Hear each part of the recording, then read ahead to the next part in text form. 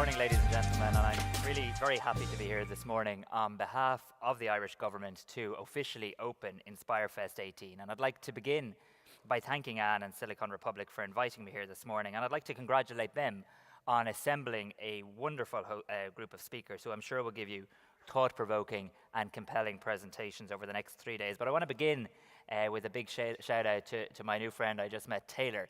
Taylor is, I can't see Taylor with the lights, but Taylor is here somewhere with us, and Taylor is 14. She's from the United States. It's her first time leaving her country to travel here. She wants to be an astronaut. She's a really inspiring person who I think embodies all that we want to see in young women, and she's even had a doll inspired by her, a Lottie doll, a company that I think was founded in Donegal. So Taylor, you're very welcome here this morning, and we're delighted to have you at Inspirefest 18. I'd like to welcome all of you to Dublin and to the beautiful surroundings of the Grand Canal Square, where the benefits of innovation can be seen all around. And I hope you'll have time after today's fascinating talks to take a stroll around our city and enjoy, shall we say, the diverse Irish summer weather. But then again, if Inspirefest is all about diversity, I guess you've come to the right place. As Minister for Health, I have the honour of attending a lot of conferences, but I must say the panels tend to have a very familiar look, something to do with male, stale, pale.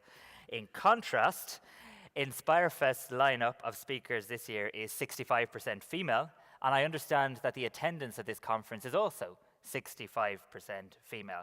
Instead of this being something exceptional, it is the status quo which should be seen as controversial. More and more women are pursuing STEM qualifications, but this does not translate into them working in their area of expertise.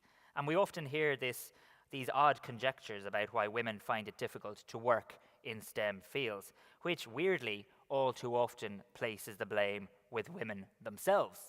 We even hear pseudo-scientific theories that women do not have the same interest in these areas as men.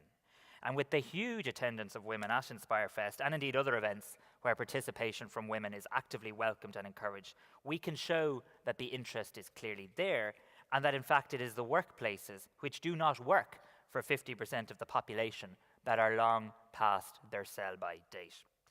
If we want to bring about change, we need to challenge the status quo, although I think we can all agree we may never run short of areas for improvement. 2018 has so far been a monumentous year for Ireland, with the passage of our recent referendum to repeal the Eighth Amendment of our Constitution, an outdated and oppressive article of the Irish Constitution. And this has come not so very long after another very successful referendum on marriage equality. Marriage equality was a movement and a moment that few of us, if any, will ever forget. It defied the expectations created by an outdated national self-image.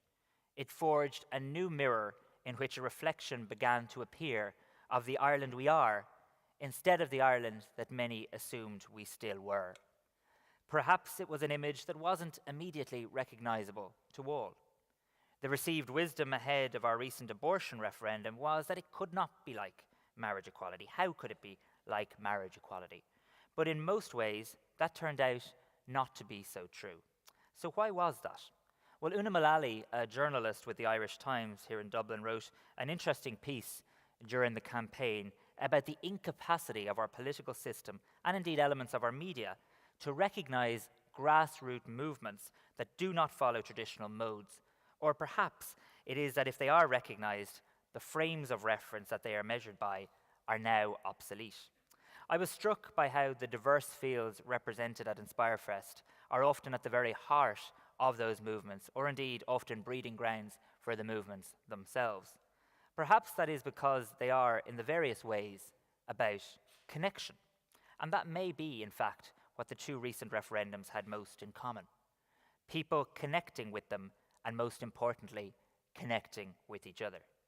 You are the vanguard of linking the way we work to the way we live and the things we think and believe, and that is, well, you know, truly inspiring. When the result of the referendum began to become known on the night of the 25th of May, it was overwhelming, both in its scale and its effect. And one of the most striking features was its unity, because there was a real effort to divide our country in the run-up to that historic vote. Men, thankfully, did not stay out of the issue. The generations were not as far apart as people thought. And this presumed geographic divide, this idea of a Dublin versus the rest of the country, simply did not materialise. Ireland's image in that still new mirror has now sharpened again and called some old certainties into question in a way that can only be positive for our country. It is clear that embracing diversity, inclusion, and innovation creates a positive energy that we can harness to make Ireland a better place for everyone and a more attractive place for people to want to live and work in. Finding the place you call home and finding your place in the world are obviously intrinsically linked.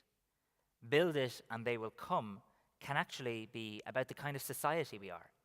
And I truly hope that Ireland is now seen as the kind of tolerant, open, inclusive country that people want to be a part of. We have opened a new chapter where women of all ages will have a truly equal place in Irish society and will come to the forefront of leaders. Of course, there's much more to do. There's always more to do. When I first became involved in activism as a teenager, which is a little while ago, though not quite as long ago as the ever-increasing grey hair might seem to suggest. That goes with the job of being Ireland's health minister. I got involved in activism because of an issue which was near to my heart, the issue of autism, and I worked for positive change. I recognise and salute that same drive and that same passion in the many young speakers you'll be hearing from over the course of the next 3 days. I'd like at this point to acknowledge the work of Peter Brabazon and Special Istern, who've worked since 2013 at helping people with autism find employment. I know Peter will be giving a talk later today with Liam Ryan of SAP on how people with autism contribute to our tech sector. You'll also hear from Sean O'Boyle. He'll tell you about the House of STEM, his Irish-founded initiative for LGBTQ voices in STEM that now boasts members including CERN. Social enterprise companies such as Special Istern and networks like House of STEM can make a huge difference in challenging dangerous preconceptions. They help to show that not only society, but also business can derive a huge benefit from being inclusive and accepting difference, which might otherwise be seen as an obstacle. Inspirefest defies conventions in other ways too, of course. For instance, for a very long time, there has been this idea that the sciences and the arts are somewhat opposite from each other, or must always compete for dominance in the public imagination. As the President of Ireland, Michael D. Higgins, said when he was speaking in 2015, it is now time to recover the unities of scholarship, to strike out for originality, seek as comparative standards the great moments of intellectual work from around the world. Inspirefest has brought together speakers who are uniquely qualified to discuss both the sciences and the humanities, to unite them in their approach to their field, and to bridge that artificial gap and show the benefits of melding one with the other. By keeping an inquiring and an open mind, they've opened up opportunities not only for themselves, but for others. Dr. Easkey Britton will speak later about the link between the sea, the environment, and your mental health. As someone from a seaside town, I can certainly vouch for this. When he spoke here at Inspirefest last year, our Taoiseach, Leo Varadkar, spoke about Creative Ireland, the Irish government's initiative, which places an emphasis on the promotion of the arts and our shared culture and heritage in Ireland. This is led by my colleague, Josepha Madigan, the Minister for Culture, Heritage and the Gaeltacht.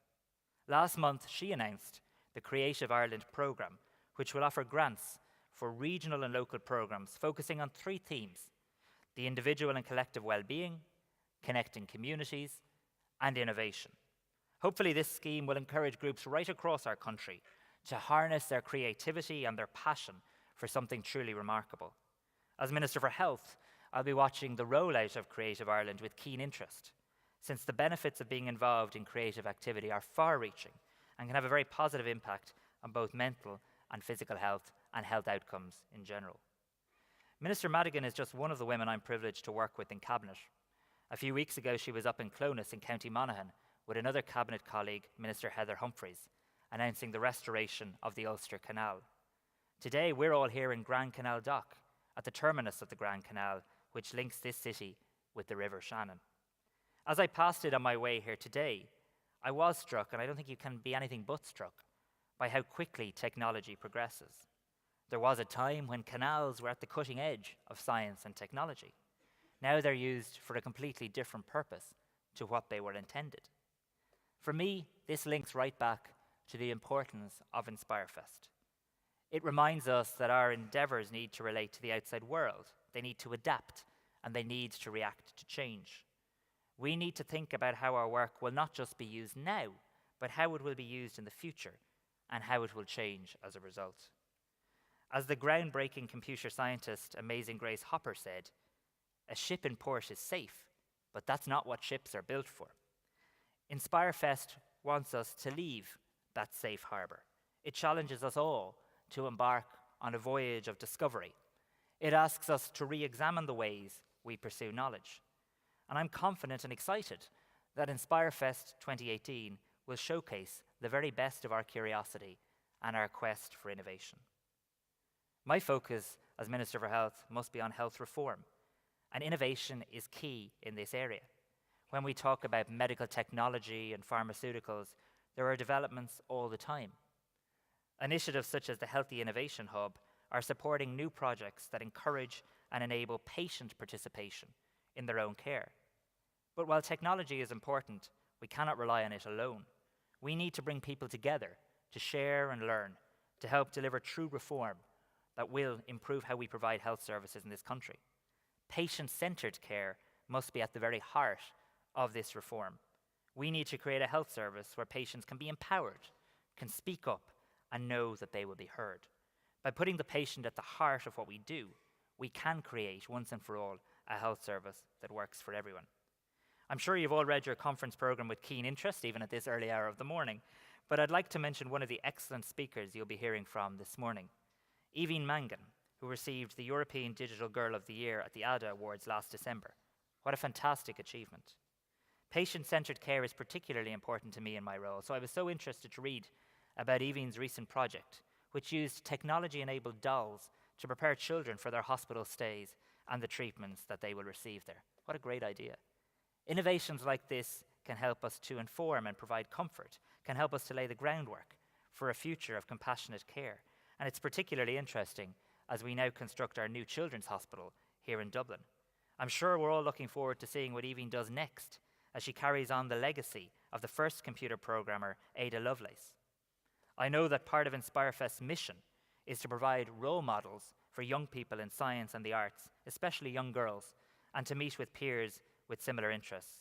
In Evie Mangan, they certainly have both. Looking through the list of extremely qualified and varied speakers, I'm beginning to wonder if I took a wrong turn in life, perhaps. Perhaps if I'd given it that little bit more thought, I could have been a professional surfer or an experimental vocalist, but we are where we are. What is clear from the list of speakers is that times certainly are changing, and there are now so many more opportunities available for young people of all backgrounds in Ireland and abroad. Inspirefest focuses on the future, but it also highlights the changes happening now in science, in technology, in the arts, and in our country. I know that their presentations and experiences that you will hear will be an inspiration, and I hope that you will have the freedom to choose your own path in life. Maybe you'll be inspired by what you hear over the next 3 days and make a difference in your own way. Maybe you'll seek to collaborate and help the people already doing great work here in Ireland or internationally. Maybe you'll go your own way and forge a new path that none of us could have foreseen. We are strong converts in this country now to defying expectations, so you have our support in whatever you decide. The future is bright, the future is diverse, it is inclusive, but most importantly, the future is yours. It's my great honor to declare this conference open.